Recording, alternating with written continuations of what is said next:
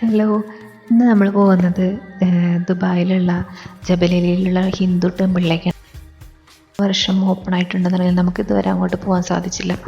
അപ്പം നമുക്ക് ഇന്ന് എല്ലാവരും കൂടി ഒരുമിച്ച് നമുക്കിന്ന് അമ്പലത്തിലോട്ട് പോവാം. അത് മാത്രമല്ല, പോകുമ്പോൾ ഉള്ള കുറച്ച് കാഴ്ചകളും വിശേഷങ്ങളും ആണ് കേട്ടോ ഈ വീഡിയോയിലുള്ളത്.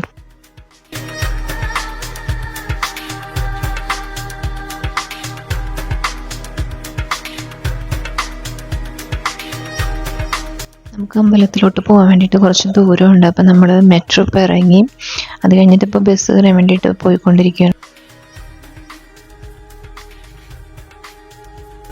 ഈവനിങ് ടൈമാണ് നമ്മൾ അമ്പലത്തിലോട്ട് പോകുന്നത് കൊണ്ട് തന്നെ നല്ലൊരു സൺസെറ്റ് നമുക്ക് കാണാൻ പറ്റിയിട്ടുണ്ട്.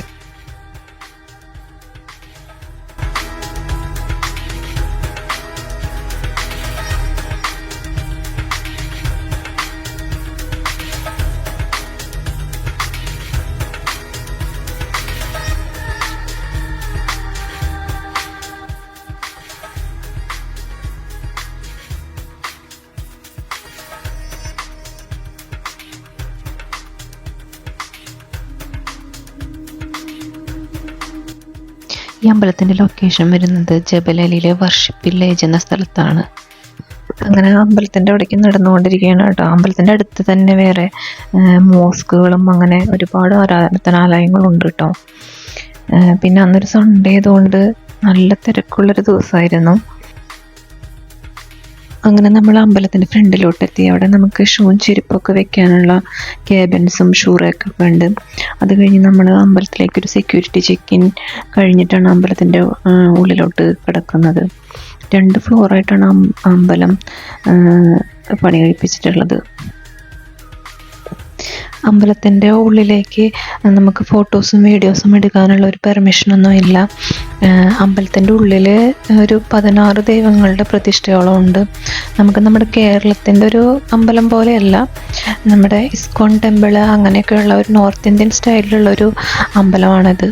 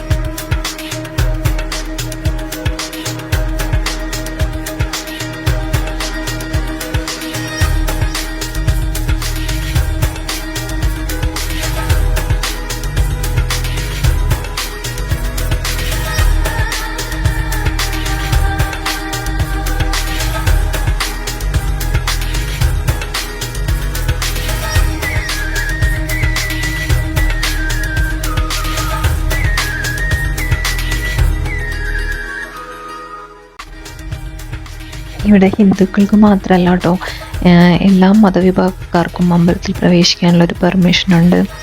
പിന്നെ അത് മാത്രമല്ല, അതിമനോഹരമാണ് ഈ അമ്പലത്തിൻ്റെ ഭംഗി എന്ന് പറയുന്നത്. നമുക്ക് പറയാൻ വാക്കുകളില്ല, നമുക്ക് നേരിട്ട് തന്നെ കണ്ട് അത് അനുഭവിച്ചറിയണം. അത്രയും നല്ലൊരു ഭംഗിയായിരുന്നു അമ്പലം. പിന്നെ അത് മാത്രമല്ല, നമ്മൾ രാത്രി പോയത് കൊണ്ട് നമുക്കതിൻ്റെ ലൈറ്റും കാര്യങ്ങളൊക്കെ നമുക്ക് ശരിക്കും ആ അമ്പലത്തിൻ്റെ ഭംഗി നമുക്ക് ഫീൽ ചെയ്യാൻ പറ്റിയിട്ടുണ്ട്. അത്രയും നല്ല രസമായിരുന്നു കാണാൻ.